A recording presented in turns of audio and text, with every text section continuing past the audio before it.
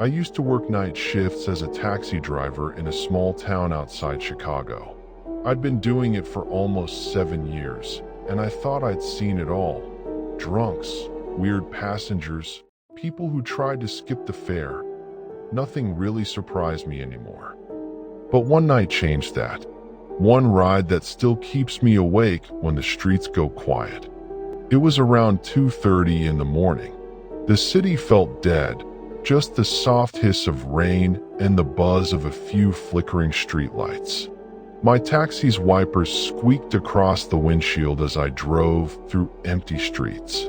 The yellow light from the dashboard was the only thing keeping me company. It was my last ride of the night, and all I could think about was getting home. Then my dispatch pinged.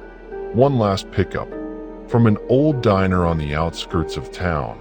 When I pulled into the diner lot, I didn't see anyone at first. The neon open sign flickered, half dead. Then I spotted him, a tall man in a dark hoodie, standing perfectly still under a broken streetlight. He climbed in quietly, shut the door, and said in a low voice, "Hollow Creek Road." That place was about 20 minutes out, deep in the woods. I joked, "Bit late for a trip out there, huh?" He didn't laugh, didn't even move, just stared out the window. About 10 minutes into the drive, the GPS started glitching, rerouting over and over. The passenger finally spoke. "Don't follow that. I know a faster way." Something about his voice felt wrong. Still, I turned down the road he pointed to, a narrow dirt path swallowed by trees. The headlights barely cut through the fog. Branches scraped against the car like fingernails. I noticed there were no houses, no signs, nothing.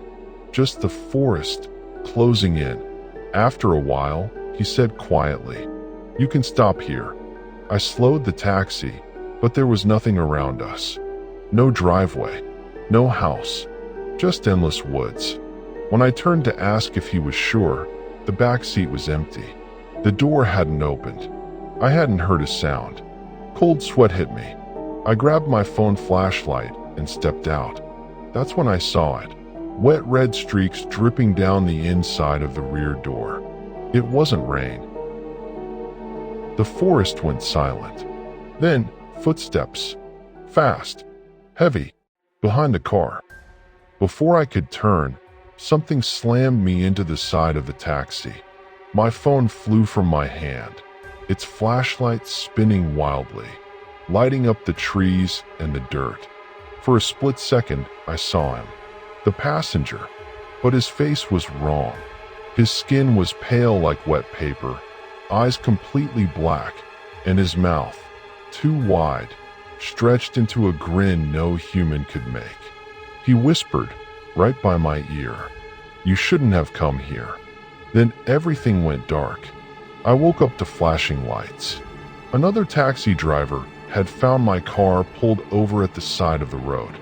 I was lying on the ground, arm bleeding, jacket torn. He said the back door was bent open like something tried to rip it off. Police came, but there were no footprints, no signs of anyone else. Just claw marks in the metal and streaks of blood that didn't match mine. They said maybe a wild animal, but I still hear that whisper sometimes on quiet nights, through the static of my radio. See you next ride. If you've ever worked nights, be careful who gets in your back seat.